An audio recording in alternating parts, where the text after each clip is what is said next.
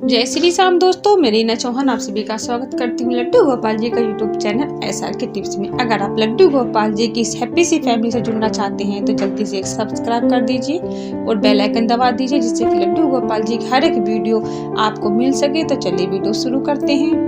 अगर आपको वीडियो पसंद आए तो लाइक करें, शेयर करें, सब्सक्राइब जरूर कर दीजिएगा। देखिए दोस्तों, आज हम लड्डू गोपाल जी के जन्मदिन के बारे में बातें करेंगे।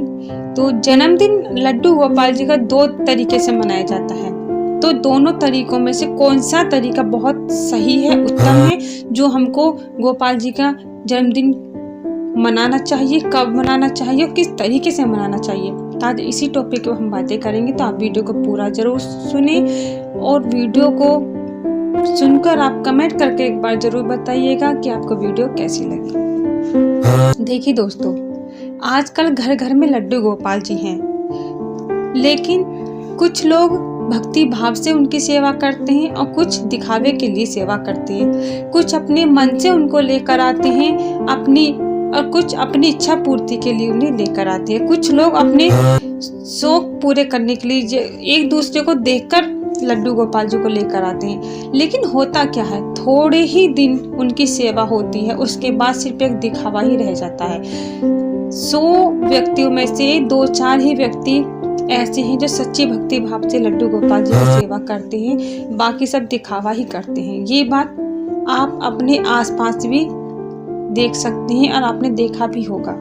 मैं ऐसा क्यों कह रही हूँ, देखिए दोस्तों, लड्डू गोपाल जी की सेवा करने के लिए बार बार उनका जन्मदिन नहीं मनाया जाता। सबसे बड़ी गलती यही करते हैं, क्योंकि देखिए लड्डू गोपाल जी को जिस दिन हम लेकर आते हैं उस तारीख को लिख लेते हैं और फिर उसी तारीख को आने पर 1 साल हो जाता है, फिर लड्डू गोपाल जी का जन्मदिन मनाते हैं। क्यों कि आज के दिन लड्डू गोपाल जी हमारे घर आए थे, तो इसलिए आज उनका जन्मदिन मनाएंगे। तो ऐसा करते हैं, बहुत लोग ऐसा करते हैं। पर एक बात आप सोचिए, क्या लड्डू गोपाल जी का जन्मदिन 2-2 बार होता है? क्या उन्होंने 2 बार जन्म लिया था?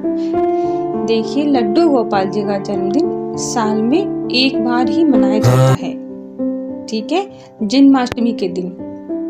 उसी दिन लड्डू गोपाल जी का, श्री कृष्ण जी का जन्म हुआ था।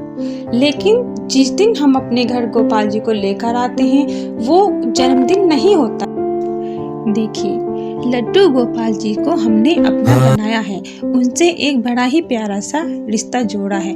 अब उस रिश्ते को हम अपने तरीके से अच्छे से प्रेम भाव से निभाएंगे और लड्डू गोपाल जी भी अपने रिश्ते को जो हमने उनसे बनाया है हर तरीके से निभाते हैं और हमारा हर तरीके से दुख सुख में साथ भी देते हैं।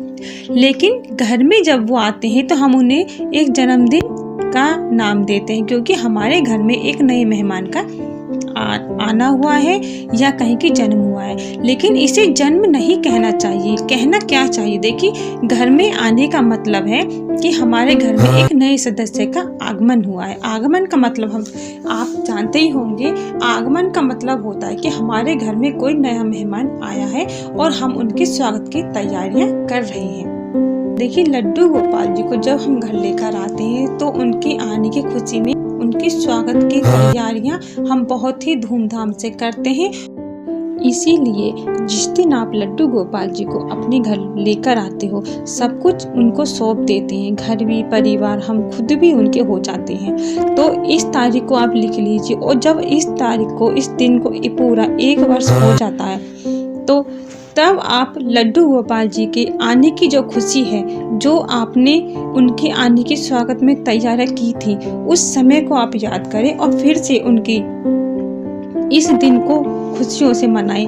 उनके आने की, उनके स्वागत की तैयारी फिर से दोबारा कीजिए, जिससे कि आपको याद रहे कि आज के दिन हमारे लड्डू गोपाल जी घर में आए थे, उनका घर में आगमन हुआ था। लड्डू गोपाल जी ने हमको अपना बनाया था, हमको अपनी शरण में जगह दी थी और इस घर परिवार को अपना बनाया है। तो इस तरीके से ऐसे भाव मन में लाकर आप उस दिन फिर से उनके स्वागत की तैयारी कीजिए, उस दिन को खुशियों से मनाइए। और बर्थडे आने पर, देखिए, जन्माष्टमी आने पर लड्डू गोपाल जी का जन्मदिन अच्छे से मनाएं। लेकिन अगर जिस दिन आपके घर में लड्डू गोपाल जी का आगमन हुआ है और 1 वर्ष नहीं हुआ है और जन्माष्टमी आ जाती है, तो भी आप लड्डू गोपाल जी का जन्मोत्सव मना सकते हैं। ऐसा नहीं है कि आए हुए गोपाल जी को 1 वर्ष नहीं हुआ है तो आप इनका जन्मदिन ना मनाएं। देखिए, ऐसा कुछ भी नहीं है।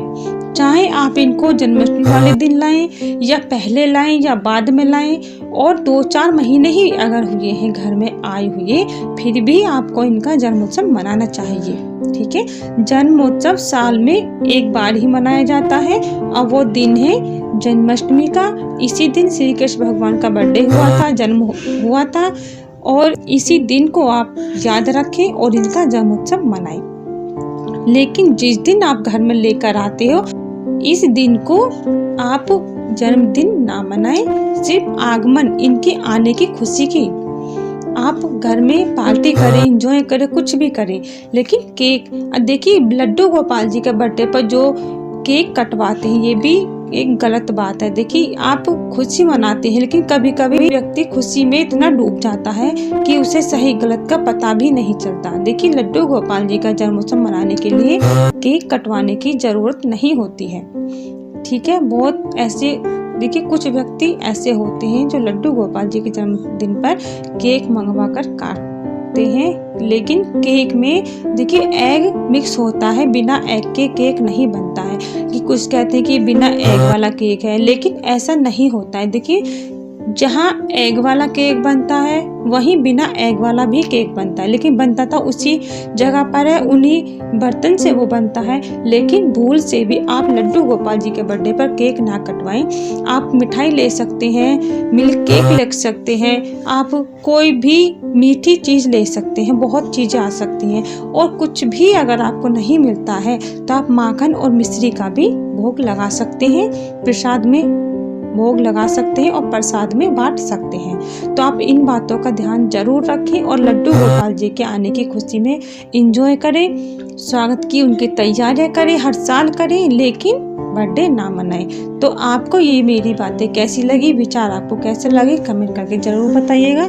इसी के साथ जय श्री राम, राधे राधे।